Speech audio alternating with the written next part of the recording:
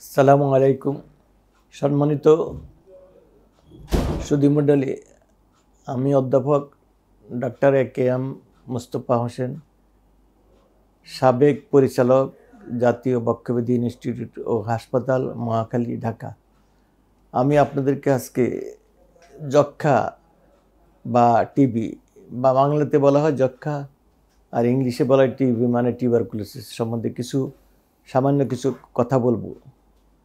পৃথিবীতে যখন যক্ষ্মা রোগটা প্রথম আবির্ভাব হয় তখন এটাকে কেউ কেউ থাইসিস রোগ নামও বলতো।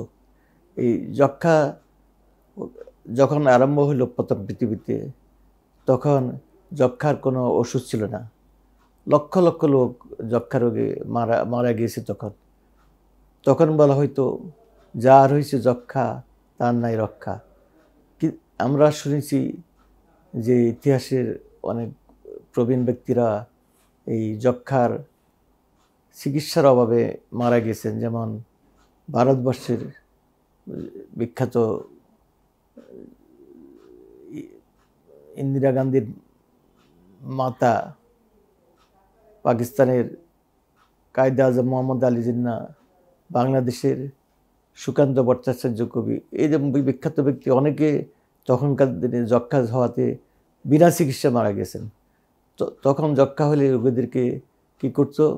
সাধারণত পাহাড়ের উপরে, যেখানে ফ্রি এয়ার সার্কুলেশন হয়, মুক্ত বাতাস যেখানে সার্কুলেশন হয়, সেখানে নিয়ে রাখা হইতো। পাহাড়ের উপরে, যেখানে গাছপালা তরুলতা আছে, প্রচুর পরিমাণে অক্সিজেন আছে, যেখানে পলিউশন নেই। এবং তখন মনে করা হইতো যদি ভালো ভালো খাবার দেওয়া হয়, প্রোটিন জাতীয় খাবার, তাহলে যক্ষ্মা ভালো হয়ে যেত। তখন রোগীদেরকে এটা মুক্ত বাতাসে, মুক্ত স্থানে নিয়ে রাখা হইতো, ভালো ভালো খাবার দেওয়া হইতো, কিন্তু দেখা যাচ্ছে যে এত রোগী ভালো হতো না। তারপর যখন যক্ষ্মার ওষুধ বের হলো, তখনই আস্তে আস্তে এই রোগটা ভালো হইতে শুরু করলো। প্রথম যে ওষুধ বের হয় তার নাম হলো স্ট্রেপ্টোমাইসিন। প্রথম স্ট্রেপ্টোমাইসিন, তারপরে আইসোনিয়াজাইড, পরে প্যারাঅ্যামিনো-স্যালিসিলিক অ্যাসিড বের হয়, তারপরে আরও অনেক ওষুধই বের হয়। স্ট্রেপ্টোমাইসিন, প্রথম স্ট্রেপ্টোমাইসিন, আইসোনিয়াজাইড, প্যারাঅ্যামিনো-স্যালিসিলিক অ্যাসিড, ইথিওনামাইড, ইথাম্বুটল, সাইক্লোসেরিন, বিওমাইসিন, ক্যানামাইসিন, ক্যাপ্রিমাইসিন, এইসব ওষুধগুলো প্রথম পর্যায়ক্রমে একের পর এক বের হয়। পরবর্তীতে সব স্ক্রিনিং করে, সব ওষুধের সাইড এফেক্ট দেখাশোনা করে, বিভিন্ন মানুষ উপর, প্রাণীর উপর পরীক্ষা নিরীক্ষা করে, সাধারণত মাত্র 5টা মেইন প্রথম শ্রেণীর ফার্স্ট লাইন অফ ড্রাগ 5টায় রাখা হয়। এই 5টা হল স্ট্রেপ্টোমাইসিন, আইসোনিয়াজাইড, রিফাম্পিসিন, ইথাম্বুটল, স্ট্রেপ্টোমাইসিন, আইসোনিয়াজাইড, রিফাম্পিসন, ইথাম্বুটল আর পাইরিজিনামাইড। এই 5টাই মেইন ড্রাগ হিসাবে রাখা হয়, ফার্স্ট লাইন অফ ড্রাগ হিসাবে। বাকিগুলো সেকেন্ড লাইন অফ ড্রাগ হিসাবে রাখা হয়। এই ওষুধগুলা দেখা গিয়েছে ঠিকমতো ব্যবহার করলে যক্ষ্মা রোগীরা খুব তাড়াতাড়ি ভালো হয়ে যেত। এবং তখন বলা হয়েছে, আগে বলা হয়তো যার হয়েছে যক্ষ্মা তার নাই রক্ষা, এখন বলা হয় যার হয়েছে যক্ষ্মা তার আছে রক্ষা। কিন্তু এখানে একটা কথা হলো, এই যক্ষ্মা রোগীটা যে ভালো হবে তার জন্য 3টা ডি দরকার। একটা ডি হলো ডোজ। ওষুধ এই যে ওষুধটা যে খাবে, এই যে যক্ষ্মা যে 5টা ওষুধ যে বললাম, কী ডোজে খাবে সেটা হলো 1 নম্বর ডোজ। 2 নম্বর হলো ডিউরেশন, D2 মানে কতদিন যাবতীয় রোগী এই ওষুধ খাবে। নাম্বার 3 হলো ডোজ, ডিউরেশন, এই দুটা তো আছে। তারপরে হলো